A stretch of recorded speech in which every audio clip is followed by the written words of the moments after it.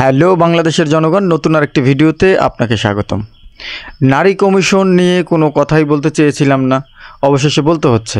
দেখেন তাদের অবস্থা, চেহারার দিকে তাকাইলে মনে হচ্ছে কি যেন কি, মানে এটা নারী না পুরুষ সেটাই ব্যবধান করা যাচ্ছে না, কোনো পার্থক্য করা যাচ্ছে না।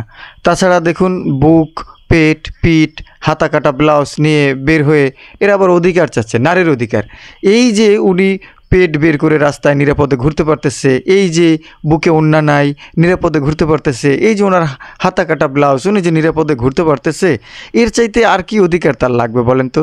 উনি যে অর্ধ উলঙ্গ হয়ে রাস্তায় ঘুরে বেড়াচ্ছে, এর চাইতেও আরও কি অধিকার তাদের লাগবে বলেন?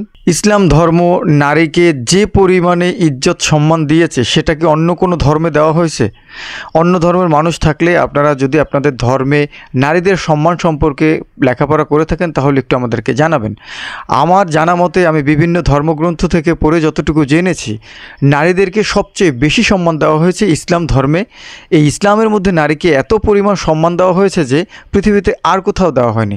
তারপরেও তারা রাস্তায় নেমে তাদের দাবি আদায় করছে, তাদের দাবি এটা। দেখেন রাস্তায় প্লাকার্ড হাতে তারা ধর্ম যার যার, যৌন নিপীড়ন হতে পারে না সবার, ধর্ষক ধরো, এই সমস্ত প্লাকার্ড নিয়ে তারা দাঁড়িয়ে আসছে। মাদ্রাসায় ধর্ষণ বন্ধ করো, ধারাবাহিক ধর্ষণের আইন চাই, এই যে তারা যে বিষয়গুলো বলছে, যে যাগুলো দেখাচ্ছে, তারা কেমন পোশাক পরে আসছে দেখেন। এই পোশাকগুলোর সাথে কিন্তু 2013 সালের শাহবাগীদের পোশাকের সাথে হুবহু একটা মিল রয়েছে। যদি আপনারা শাহবাগীদেরকে দেখেন তাহলে আপনারা দেখবেন যে তাদের পোশাক আর এদের পোশাকের মধ্যে একটা মিল রয়েছে। আর যতবারই নারী কমিশন নিয়ে কথা বলা হয়েছে, নারীদের অধিকার নিয়ে কথা বলা হয়েছে, এই ধরনের উচ্ছৃঙ্খল এবং প্রয়োজন বিশিষ্ট কিছু নারীরা রয়েছে, এই নারীরা এবং ট্রান্সজেন্ডাররা মিলে এই নারী কমিশনের বা নারীবাদী বা নারীদের পক্ষে কথা বলতে রাস্তায় নামতে দেখা গিয়েছে এই ধরনের নারীদেরকেই। এদের অধিকাংশেরই স্বামী নাই, কেউ স্বামীর ঘর করতে পারতেছে না, কারণ তাদের ভিতরে স্বামীর ঘর করার মতন কোনো যে ইচ্ছা বা প্রবল যে একটা আগ্রহ থাকা একজন মহিলার মধ্যে, একজন মেয়ের মধ্যে প্রয়োজন, সেটা কিন্তু তাদের মধ্যে নেই। দেখেন নারীর মর্যাদা প্রতিষ্ঠার জন্য কোন নারী রাস্তায় নেমেছে দেখলেন? তাদের বুকে নেই ওড়না, পুরুষের সাথে ঢলাঢলি করে তারা রাস্তায় গান বাজনা করছে, চলছে। এরা যদি নারীদের অধিকার প্রতিষ্ঠার জন্য রাস্তায় নামে, দেখেন একেবারে খোলা, তার যে বুকের যে সাইজ সেটা দেখলে তো আসলে যে কারো মাথা খারাপ হয়ে যাবে। সে এইভাবে রাস্তায় উদাম হয়ে চলবে আর বলবে কি যে ধর্ষণের বিচার চাই, আমার দিকে তাকাইলো কেন, আমার দেহ আমার ইচ্ছে, তার দেহ তার ইচ্ছে মতন সে বিলাই দেবে। এই জন্যই কি তাকে সৃষ্টি করা হয়েছে? এই জন্য কি তার বাবা মা তাকে জন্ম দিছে? আসলে এদের বাবা মারাও মনে হয় এরকম। এই দেখেন কিছু নারীরা এসেছে, যে নারীরা আসলে নারী না, এরা হচ্ছে পুরুষ এবং নারী দুইটা মিলিয়েই, দেখছেন? এরা নারীদের জন্য এসেছে। এখানে তো নারীদের আসার কথা। ভালো নারীরাও তাদের বিরুদ্ধে সংগ্রাম করছেন, আন্দোলন করছেন, যেন এই সমস্ত খারাপ নারীরা আসলেই খারাপ নারী, কোনো ভালো নারী এইভাবে রাস্তায় এসে কখনো নিজের অধিকার আদায়ের জন্য বলতে পারে না। দেখেন তারা মিছিল করছে, তাদের স্লোগানটা হচ্ছে কি, চেয়েছিলাম হিস্যা হয়ে গেলাম বেশ্যা।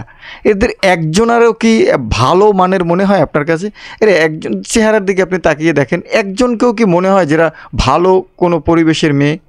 খারাপ পরিবেশের মেয়েরাই কিন্তু এভাবে নিজেদেরকে বেশ্যা বলে দাবি করতে পারে। এই মেয়েটা বা এই ট্রান্সজেন্ডার মেয়েটা বলতে চাচ্ছে যে উনি নাকি রাস্তায় একা হাঁটতে পারবে না, তাহলে ওনার নিরাপত্তাটা কি? অথচ উনি এই পর্যন্ত হেঁটে হেঁটেই কিন্তু এসেছে, আবার হেঁটে হেঁটেই বাড়িতে গেছে, তারপরে বলতেছে আমার নিরাপত্তা কি? আমি লাইক এখান থেকে হেঁটে যাব, আপনি নিরাপত্তা দিতে পারবেন? আমার থেকে ঘুম মারি উড়াই দেবে না? আপনি হেঁটেই আসছেন। দেখছেন কোথায় তারা ধরা খেয়ে যায়। দেখেন এই মহিলা বলতেছে, এই বোনটি বলতেছে যে ওই যে শাহবাগীদের মতোই কিন্তু এরা, এই যে আমি একটু আগে বললাম যে শাহবাগীদের মতোই এরা যে মিটিং মিছিল করছে, তাদের চেহারা, লেবাস এবং তাদের গঠন সব কিন্তু সেই শাহবাগীদের মতোই, যেটা এই বোন তুলে ধরেছে। শাহবাগীদের ষড়যন্ত্র আমরা কেন বলছি? কারণ আপনারা জানেন শাহবাগীরা এমন একরকম দল, বা তারা নিজেদেরকে এমনভাবে বিভাজন করে। এই আপুটার কথা শোনেন, উনি কিন্তু সুন্দরভাবে বুঝিয়ে দিয়েছেন, কোরআন হাদিসের মাধ্যমে ইসলামের দৃষ্টিকোণ থেকে তিনি কিন্তু বুঝিয়েছেন যে নারী আসলে কি জিনিস, নারীকে কেমন সম্মান দেওয়া হয়েছে ইসলাম ধর্মে। আমি আমার আন্ডারগার্মেন্ট জিনিস কেন বের করব? এটা কি দেখানোর জিনিস? এটা তো দেখানোর জিনিস না। একটা একটা পুরুষ রাস্তায় বসে প্রস্তাব করতে পারে, একটা মেয়ে কেন পারে না? এটা নিয়ে যদি প্রতিবাদে নামি তাহলে কি হবে? হবে না তো। সবকিছুর একটা নির্দিষ্ট সীমাবদ্ধতা পর্যন্ত আমাদের চলতে হয়, আমরা এর বাইরে যেতে পারি না। এই মহিলা এসেছে নারীবাদী সংস্কার কমিশনের, এর দিকে তাকাইলে এ কিসের কি বলেন আপনারা নিজেরা, আপনারা বলেন এইগুলো কি দেখার মতো জিনিস? এগুলো দেখানোর মতো জিনিস? হ্যাঁ, আপনার বুকে ওড়না নাই, আপনি এত বড় বড় একটা তরমুজ নিয়ে রাস্তায় নেমেছেন। হ্যাঁ বলেন, মধু মধু না মধু। দেখ নারীবাদী কমিশন, দেখ দেখ যারা নারীদেরকে নিয়ে ছলনা করতেছিস, নারীদের অধিকারের নামে যারা নারীদেরকে উলঙ্গ করতেছিস, তারা দেখ নারী কাকে বলে। এই হচ্ছে প্রকৃত নারী, একেই বলে প্রকৃত মা, একেই বলে প্রকৃত বোন। এরাই হচ্ছে প্রকৃত সৎ, দিনদার এবং একজন সুন্দর পবিত্র স্ত্রী। এদের গর্ভ থেকেই আসে নবী রাসূল, এদের গর্ভ থেকেই আলেম ওলামা আসে, এদের গর্ভ থেকেই আসে পৃথিবী পরিচালনা করার জন্য, আল্লাহর দ্বীন প্রতিষ্ঠা করার জন্য পৃথিবীর প্রকৃত মানুষগুলো। এরাই হচ্ছে সেই নারী।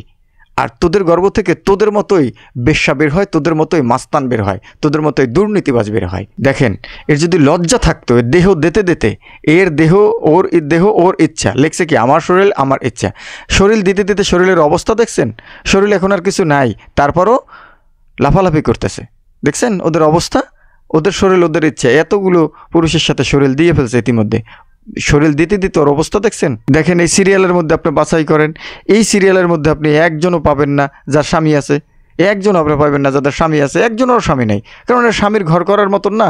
চেহারার দিকে তাকাই দেখেন, ঝগড়া যে করে, ঝগড়ুট্টা মহিলার চেহারার দিকে তাকাইলেই বোঝা যায়। দেখছেন তাদের চেহারাই বোঝা যায় যে এরা সারাদিন ঝগড়া করে। এরা কোনো বাসায় ফ্ল্যাটে কোথাও থাকতে পারতেছে না, এজন্য রাস্তায় নেমে আসছে। আরেকটা জিনিস আপনাদেরকে দেখাই, এইটা হচ্ছে ওই যে লগি বইটা দেখছেন, এই হচ্ছে সেই চাল। এটা হচ্ছে আওয়ামী লীগের আরেকটা চাল, যে নারীদেরকে এবার রাস্তায় নামাই দিয়েছে। সাথে আছে কি লগি, ওই যে লগি বইটা, এই সেই লগি বইটা নিয়ে কিন্তু রাস্তায় তারা নেমে গিয়েছে। কারণ হচ্ছে আওয়ামী লীগ বাংলাদেশকে স্থিতিশীল থাকতে দিতে চাচ্ছে না। একের পর এক তারা এক একজনকে মাঠে নামাচ্ছে বাংলাদেশকে অস্থিতিশীল করার জন্য। প্লাকার্ড হাতে নিয়ে যে বার্তা সে দিচ্ছে, সেই বার্তার পোশাক তার গায়ে আছে।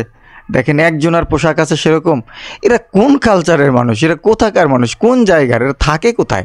এদেরকে আলাদা একটা জায়গায় দিয়ে দিন, ইচ্ছে মতো তারা শরীরকে বিলিয়ে দেবে, সেখানে মাঝে মাঝে পুরুষেরা যাবে, যার যাকে পছন্দ হবে তাকে নিয়েই রাত কাটিয়ে আসবে, সময় কাটিয়ে আসবে। সমস্যা কি? দেখছেন কত সুন্দর তাদের অবস্থা, দেখছেন?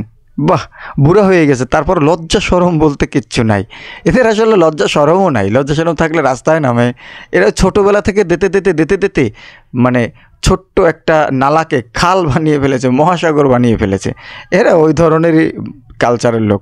দেহ আমার সিদ্ধান্ত আমার, এই বিষয়ে একজন নারী, একজন মা কি বলছে একটু খেয়াল করে শুনুন। আর তারই সাথে সাথে ভিডিওটি শেষ করছি, আজ বিদায় নিচ্ছি। ইনশাল্লাহ দেখা হচ্ছে পরবর্তী কোনো ভিডিওতে। আল্লাহ হাফেজ। আমরা কোনোভাবেই নারী এবং পুরুষের সমতা চাই না। আমরা চাই নারীরা নিরাপদে থাকবে, সমাজে শান্তি প্রতিষ্ঠিত হবে, ইনসাফ প্রতিষ্ঠিত হবে। আমরা কখনোই সমতা চাই না। নারী এবং পুরুষ কখনোই সমান নয়। নারী এবং পুরুষের শারীরিক এবং মানসিক সক্ষমতাও কখনো সমান নয়।